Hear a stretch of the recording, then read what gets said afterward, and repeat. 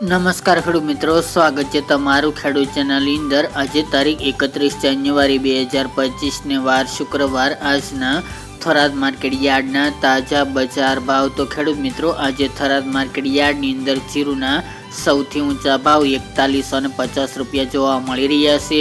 હાલ જીરુની બજાર વધઘટ સાથે ટકેલી જોવા મળી રહી છે, જ્યારે વરિયાળી, બાજરી અને મગફળીના ભાવ પણ વધઘટ સાથે સ્થિર જોવા મળી રહ્યા છે। તો ચાલો આપણે જાણી લઈએ કે આજે રાયડો, જીરું અને અજમાના ભાવ શું ચાલી રહ્યા હતા।